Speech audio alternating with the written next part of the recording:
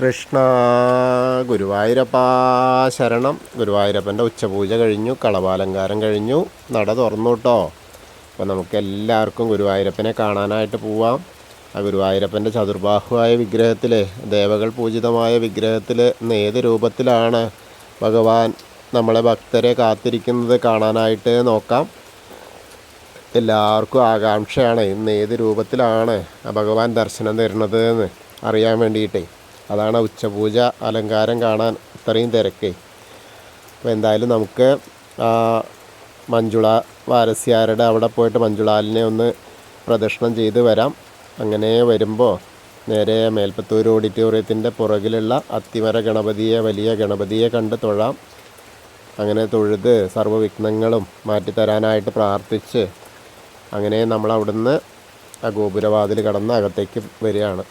അങ്ങനെ വന്ന് നേരെ നോക്കുമ്പോൾ കൊടിമരത്തിൻ്റെ അവിടുത്തെ ആ വലിയ ബലിക്കല്ല് കാണാം. അതങ്ങനെ മുകളിലേക്ക് നോക്കുമ്പോൾ ആ ഗജരാജൻ കേശവൻ്റെ 2 കൊമ്പുകൾ കാണാം. അതിന് നടുക്കായി മഹാലക്ഷ്മി ദേവിയുടെ ഒരു വിഗ്രഹം കാണാം. അതൊക്കെ കണ്ട് തൊഴുത് നമ്മൾ നേരെ വരുമ്പോൾ ആ വാതിൽപ്പടി കയറുകയാണ്. ആ വാതിൽപ്പടി കയറുമ്പോൾ ഇടത്തെ സൈഡിലുള്ള മേൽപ്പത്തൂരിൻ്റെ ആ പീഠം കാണാം. അതേപോലെ വലത്തെ സൈഡിലുള്ള നരസിംഹാവതാരം കാണിച്ചു കൊടുത്ത തൂണ് കണ്ട് തൊഴാം. അങ്ങനെ നമ്മൾ ഭഗവാന്റെ ശ്രീലകത്തേക്ക് ഇങ്ങനെ നോക്കുകയാണെന്ന്. വളരെ മനോഹരമായിട്ടുള്ള ആ രൂപമാണ് കേട്ടോ. എല്ലാവരും കാണാൻ ശ്രമിക്കുക. അങ്ങനെ നമ്മൾ നോക്കുമ്പോൾ കാണുന്നത് വലിയൊരു താമരയാണ്. താമര നല്ല ഇതളൊക്കെ ഇങ്ങനെ വിരിഞ്ഞ് നിൽക്കുന്ന താമര. ആ താമരയുടെ ഉള്ളിൽ ഉണ്ണി നിൽക്കുകയാണ്. ഉണ്ണി എന്ന് പറഞ്ഞാൽ ഉണ്ണിയല്ല, കാല് കാണാനുണ്ടെന്ന് പറഞ്ഞാൽ കാൽപാദങ്ങളൊന്നും കാണാനില്ല. കാരണം താമരയുടെ ഇതളുകളാണ് അങ്ങനെ മുകളിലേക്ക് കാണുന്നത്. അതിൻ്റെ നടുക്കായിട്ട് അങ്ങനെ നോക്കുമ്പോൾ പട്ടൊക്കെ ഇങ്ങനെ ഞൊറിഞ്ഞു കൊടുത്ത് കസവിൻ്റെ മഞ്ഞ പട്ടൊക്കെ ഇങ്ങനെ ചുറ്റിയിട്ട് മുകളിലിങ്ങനെ അരമണി കാണാണ്ട്, കിങ്ങിണി കാണാണ്ട് മുകളിലേക്ക് ഇങ്ങനെ ഒരു വളയം പോലത്തെ മാല, പതക്കം പോലത്തെ മാല, അതേപോലെ തന്നെ ഒരു നെക്ലസ് പോലത്തെ മാല. അങ്ങനെ നോക്കി വരുമ്പോൾ ഗോപീതിലകം വെച്ചിട്ടുണ്ട്, കാതിൽ ചെവിപ്പൂക്കൾ വെച്ചിട്ടുണ്ട്. ചതുർബാഹുവാണ് കേട്ടോ. ചതുർബാഹുവായ മഹാപ്രഭുവായിട്ടാണ്, അതായത് താമരയിൽ ചതുർബാഹുവായ മഹാപ്രഭുവായിട്ട് ഗുരുവായൂരപ്പനായിട്ടാണ് നിൽക്കുന്നതെന്ന്. അപ്പോൾ അത് അതിമനോഹരമായൊരു ദൃശ്യമാണ്.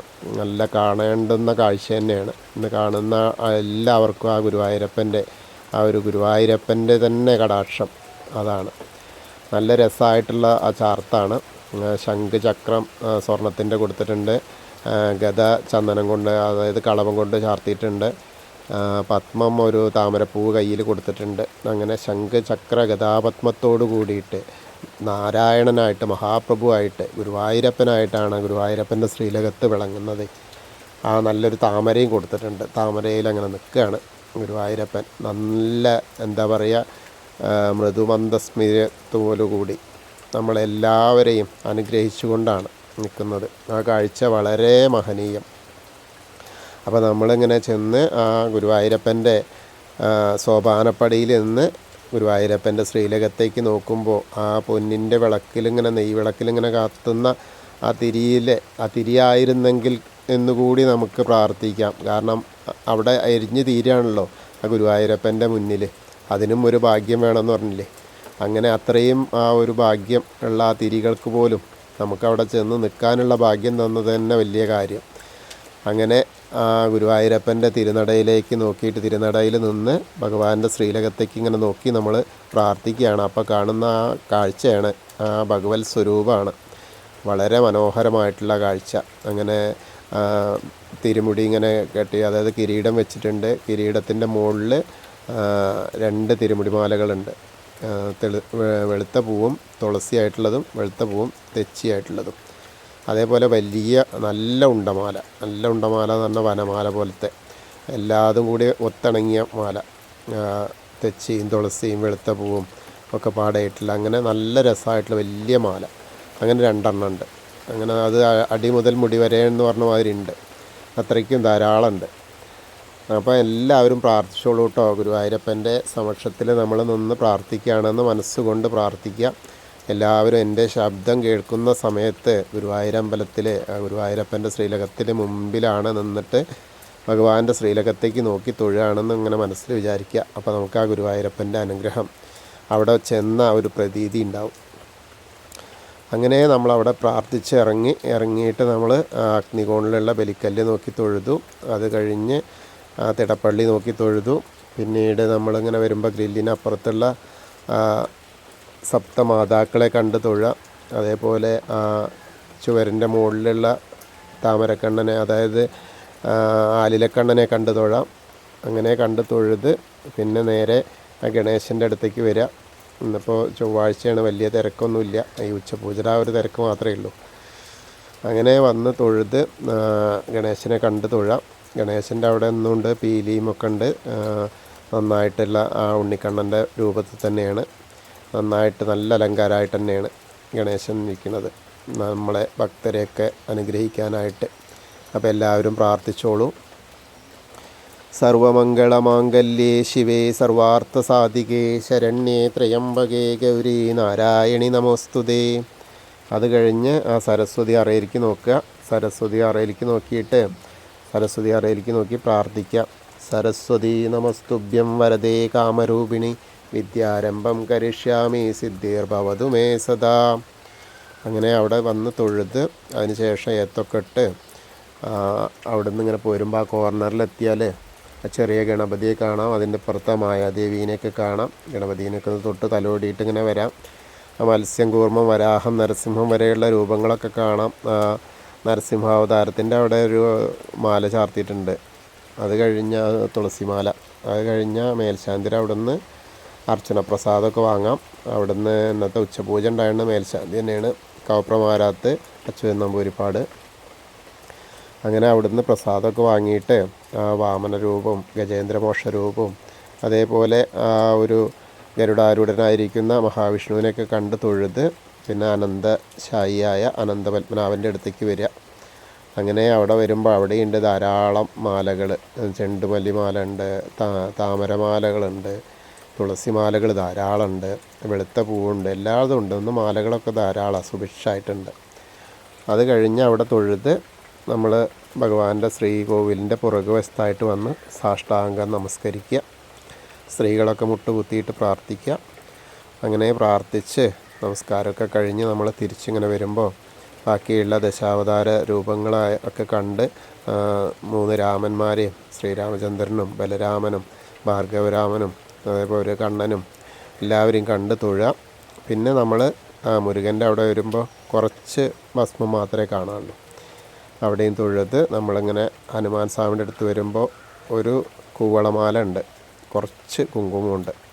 അപ്പോൾ അത്രയേ ഉള്ളൂ. കൂവളമാലയല്ല, വെറ്റിലമാല, കുറച്ച് കുങ്കുമമുണ്ട്. അങ്ങനെ ആ ഒരു കാഴ്ചയാണ് കാണുന്നത്. അപ്പോൾ നമുക്ക് ഹനുമാൻ സ്വാമിയെ പ്രാർത്ഥിക്കാം കേട്ടോ. ത്വമസ്മിൻ കാര്യനിര്യാഗേ പ്രമാണം ഹരിസത്തമ ഹനുമാൻ യജ്ഞമാസ്തായ ദുഃഖക്ഷയകരോ ഭവ മനോജവം മാരുതതുല്യവേഗം ജിതേന്ദ്രിയം ബുദ്ധിമതാം വരിഷ്ഠം വാദാത്മജം വാനരയൂഥമുഖ്യം ശ്രീരാമദൂതം ശിരസാ നമാമി. ബുദ്ധിർബലം യശോധൈര്യം നിർഭയത്വം അരോഗത അചാഢ്യം വാക്പടുത്തം ഹനുമസ്മരണാത് ഭവേത്. ഓം നമോ ഭഗവതേ ആഞ്ജനേയായ മഹാബലായ സ്വാഹ.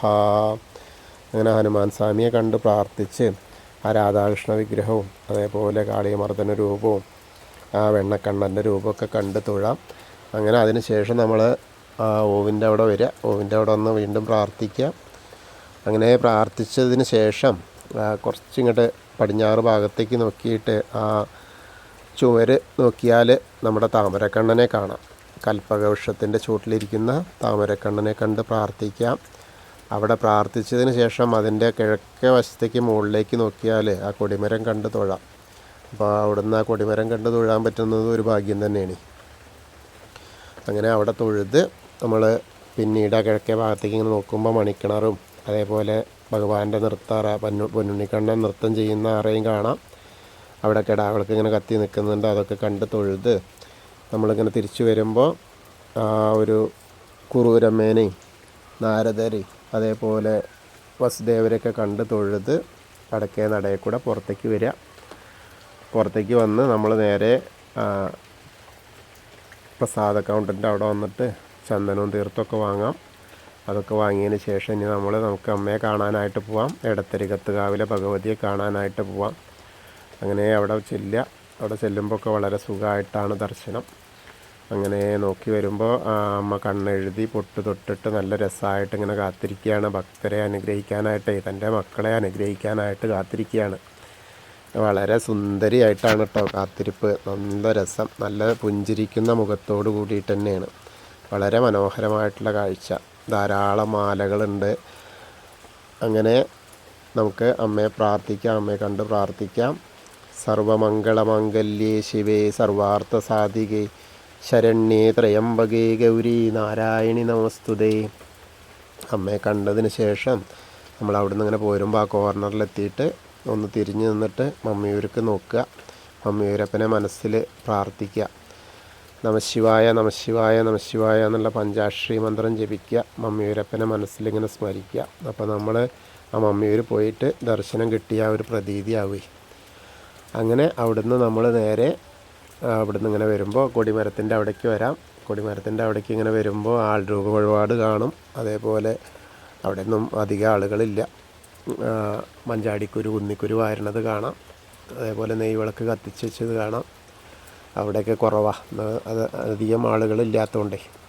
പിന്നെ നേരെ നമ്മൾ കൊടിമരത്തിൻ്റെ അവിടെ വന്നിട്ട് ഒരിക്കൽ കൂടി ഭഗവാന്റെ ശ്രീലകത്തേക്ക് നോക്കിയിട്ട് ആ ചതുർബാഹുവായ ആ ഗുരുവായൂരപ്പനെ ഒന്നുകൂടി കണ്ടു തൊഴാം. എന്നിട്ട് നമസ്കരിക്കാം. അതിനുശേഷം നമ്മൾ നേരെ കൂത്തമ്പലത്തിൻ്റെ അവിടേക്ക് വരിക. കൂത്തമ്പലത്തിൻ്റെ അവിടെ വന്നിട്ട് പ്രാർത്ഥിക്കാം. കൂത്തമ്പലത്തിൻ്റെ അവിടെ വന്ന് നമസ്കരിച്ച് അയ്യപ്പസ്വാമിയുടെ അടുത്തേക്ക് വരിക. അയ്യപ്പസ്വാമിയുടെ അടുത്തേക്ക് വരുമ്പോൾ ഇങ്ങനെ കിരീടങ്ങളൊക്കെ ഇങ്ങനെ വെച്ച് നല്ല രസമായിട്ട് ഇങ്ങനെ കാണുന്നു. അങ്ങനെ മുഖമൊക്കെ ഇങ്ങനെ വലിയ സ്വർണത്തിൻ്റെ അതൊക്കെ ഇറക്കിയിട്ടുണ്ട്. നല്ല രസമായിട്ട് തന്നെയാണ് കാണുന്നത്. ധാരാളം പൂക്കൾ കൊണ്ട് അർച്ചന ചെയ്തിട്ടുണ്ട്. അപ്പോൾ അയ്യപ്പസ്വാമിയെ കണ്ട് പ്രാർത്ഥിക്കാം. ഭൂതനാഥ സദാനന്ദ സർവഭൂതദയാപര രക്ഷ രക്ഷ മഹാബാഹു ശാസ്തേ സ്തുഭ്യം നമോ നമ. ആ ഭൂതനാഥനെ കണ്ട് തൊഴുത് പ്രദക്ഷിണമായിട്ട് വന്ന് പടിഞ്ഞാറ നടയിൽ വന്ന ദീപസ്തംഭത്തിൻ്റെ മുകളിലുള്ള വേണുഗോപാലിനെ കണ്ട് തൊഴാം.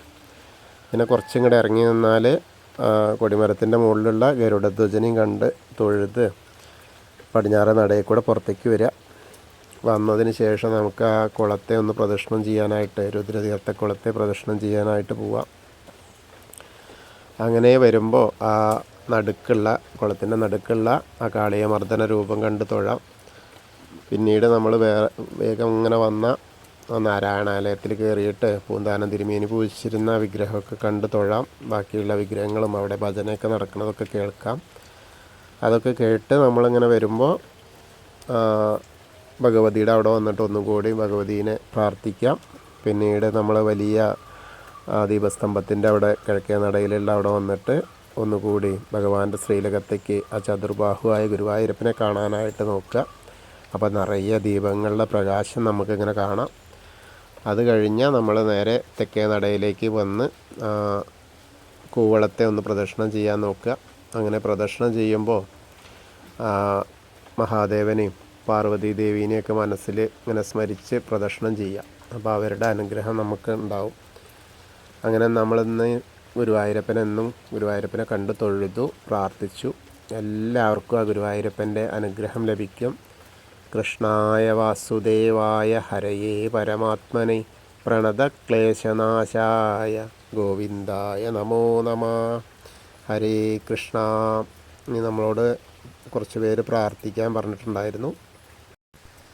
ശരത്ത് ചിത്തിര വിവാഹ തടസ്സം മാറാൻ വേണ്ടിയിട്ട്, അഭിനന്ദ് അവിട്ടം പഠനത്തിന് വേണ്ടിയിട്ട്, ആഷിദ് രോഹിണി പരീക്ഷാ വിജയത്തിന് വേണ്ടിയിട്ട്, സായി കൃഷ്ണ ജ്യോതി, ശിവന്യ കൃഷ്ണ മകീരം അവർക്ക് അസുഖം മാറാൻ വേണ്ടിയിട്ടാണ്, ബേബി ആരോഗ്യം കിട്ടാൻ വേണ്ടിയിട്ടാണ്, സത്യഭാമ ആയില്യം ജോലി ലഭിക്കാൻ വേണ്ടിയിട്ട്, വിഷ്ണു പൂയം വിവാഹം തടസ്സങ്ങളൊക്കെ നീങ്ങിയിട്ട് വിവാഹം നടക്കാൻ വേണ്ടിയിട്ട്, പ്രവീൺ തിരുവോണം, മായ ഉത്രാടം, ശ്രീഹരി അശ്വതി അവരുടെ വീടും സ്ഥലമൊക്കെ വിറ്റിട്ട് കച്ചവടം ആവാൻ വേണ്ടിയിട്ട്, ആ കടം വീടാൻ വേണ്ടിയിട്ട് അങ്ങനെയൊക്കെയാണ് പറയുന്നത്. അപ്പോൾ നമ്മളെ കൂടെയുള്ള എല്ലാവർക്കും വേണ്ടിയിട്ട് നമുക്ക് പ്രാർത്ഥിക്കാം ഗുരുവായൂരപ്പനോട്.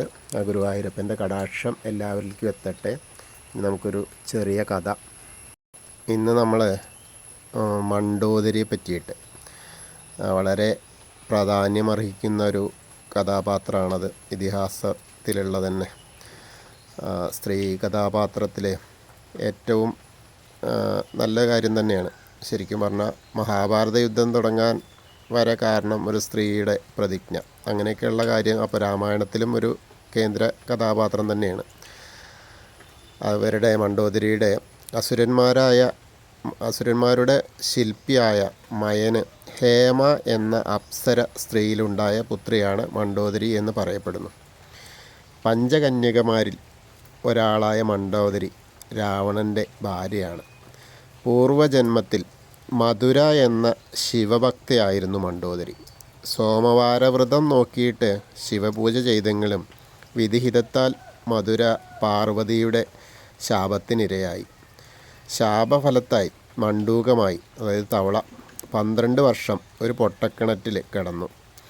ശ്രീപരമേശ്വരൻ്റെ അനുഗ്രഹത്താൽ 12 വർഷങ്ങൾക്ക് ശേഷം തവളയ്ക്ക് ശാപമോക്ഷം ലഭിച്ചു. ഒരു അതിസുന്ദരിയായ പെൺകുഞ്ഞായിട്ട്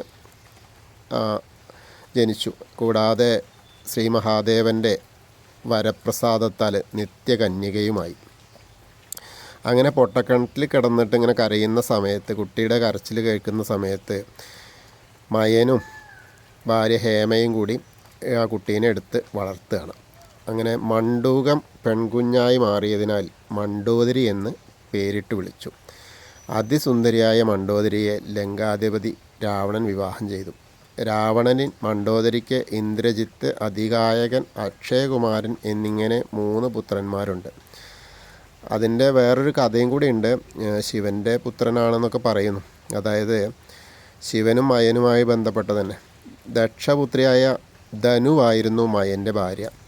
അവർക്ക് 2 ആൺമക്കളുണ്ടായിരുന്നു. ഇവരാണ് മായാവിയും ദുന്ദുബിയും. ഇവർ 2 പേരും ബാലിയുടെ കയ്യാൽ വധിക്കപ്പെട്ടു. ആൺമക്കളുടെ മരണത്തോടെ ഇനി തങ്ങൾക്കൊരു പെൺകുഞ്ഞ് ജനിക്കണമെന്നാഗ്രഹിച്ച് അവർ ശിവനെ തപസ് ചെയ്യാൻ തുടങ്ങി. അക്കാലത്ത് മധുര എന്നു പേരുള്ള ഒരു അപ്സരസ് കാലാരിയായ ശിവനെ ഭർത്താവായി ലഭിക്കാൻ തപസ് തുടങ്ങി. പതിവായി തിങ്കളാഴ്ച വ്രതം നോറ്റ് സദാ നമശിവായ ജപിച്ച് അവളുടെ തപസ് നീണ്ടു. ഒരു നാൾ അവൾക്ക് ശിവനെ കാണാനുള്ള ആഗ്രഹം വർദ്ധിച്ച് കൈലാസത്തിലേക്ക് ചെന്നു. അപ്പോൾ ആ സമയത്ത് പാർവതീദേവി അവിടെ ഇല്ല. കാമാരിയായ ശിവൻ ധ്യാനത്തിലിരിക്കുന്നു. ശിവസൗന്ദര്യത്തിൽ മനം മയങ്ങി കാമാസ്ത്രമേറ്റ് തളർന്ന അവൾ ശിവനെ ആലിംഗനം ചെയ്തുകൊണ്ട് തൻ്റെ ആഗ്രഹം അറിയിച്ചു. ശിവൻ അവൾക്ക് വഴങ്ങി. മധുരമായി വേർച്ചയിലേർപ്പെട്ടു. സംതൃപ്തയായി അവൾ പുറത്തിറങ്ങുന്ന നിമിഷം പാർവതീദേവി അവിടെ എത്തിച്ചേർന്നു. മധുര ആകെ വിളറിപ്പോയി. എന്താണ് സംഭവിച്ചതെന്ന് ഊഹിച്ച ദേവി ശപിച്ചു. നീയൊരു തവളയായി 12 വർഷം പൊട്ടക്കിണറ്റിൽ കിടക്കട്ടെ എന്ന്. അങ്ങനെ മധുര ഒരു വനത്തിലെ കിണറ്റിൽ തവളയായി ജനിച്ചു. പക്ഷേ കരുണാനിധിയായ ശിവപെരുമാൾ അദൃശ്യനായി അവിടെ എത്തി അവൾക്ക് ദർശനം കൊടുത്ത് അനുഗ്രഹിച്ചു. നീ 12 വർഷം കഴിയുമ്പോൾ മനോഹരിയായ ഒരു പെൺകുഞ്ഞായി തീരും. മയനെന്ന അസുരശില്പിയുടെ വളർത്തുമകളാകും. യൗവനത്തിൽ നീ ത്രിലോകത്തിലും കീർത്തി കേട്ട ഒരാളുടെ ഭാര്യയാകും. നിന്റെ ഉദരത്തിൽ എൻ്റെ ബീജമുണ്ട്. വളർന്ന നീ പ്രസവിക്കുന്ന പുത്രൻ മഹാവീരനായിരിക്കും. അതാണ് മേഘനാഥനെ. 12 വർഷം കഴിഞ്ഞ് മധുര സൗന്ദര്യത്തിൽ ലക്ഷ്മിയെപ്പോലൊരു പെൺകുഞ്ഞായി തീർന്നു.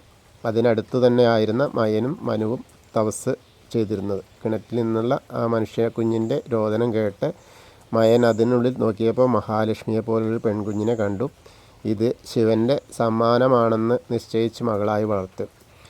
നല്ല ഒട്ടിയ സുന്ദരമായ ഉദരമുണ്ടായിരുന്ന അവൾക്ക് മണ്ടോദരി എന്ന് പേരിട്ടു. അത് പിന്നീട്, അതായത് ആദ്യം മനോദരി എന്നാണ് പേരുണ്ടായത്, പിന്നെ മണ്ടോദരി ആയിട്ട് മാറി. മണ്ടോദരിയെ കൊണ്ട് സീതയാണെന്ന് ഹനുമാൻ സംശയിക്കാൻ കാരണം അത്രയ്ക്കും സൗന്ദര്യവതി ആയിരുന്നു എന്നുള്ളതുകൊണ്ട് തന്നെയാണ്. അപ്പോൾ മണ്ടോദരി മഹാലക്ഷ്മിയെപ്പോലെ തന്നെ ആയിരുന്നു എന്ന്. അങ്ങനെ ഒക്കേറ്റിനും ഓരോ കാര്യവും കാരണമൊക്കെ തന്നെയല്ലേ ഈ ഭഗവാന്മാരുടെ ഒരു കളികളാണ്. എല്ലാം മായയാണ്. നമ്മളും അതിൽ പെട്ടിങ്ങനെ ഉഴറി നടക്കുക എന്നല്ലാതെ എന്താ പറയുക. എല്ലാവർക്കും ഓരോരോ കളികൾ. ആ കളികളിൽ നമ്മളിങ്ങനെ ആടി കളിച്ചുകൊണ്ടേയിരിക്കുക. എന്തായാലും കഥ അങ്ങനെ ചെറുതായിട്ട് നിർത്തി. എല്ലാവർക്കും ആ ഗുരുവായൂരപ്പൻ്റെ അനുഗ്രഹം ലഭിക്കട്ടെ. കൃഷ്ണ ഗുരുവായൂരപ്പാ ശരണം.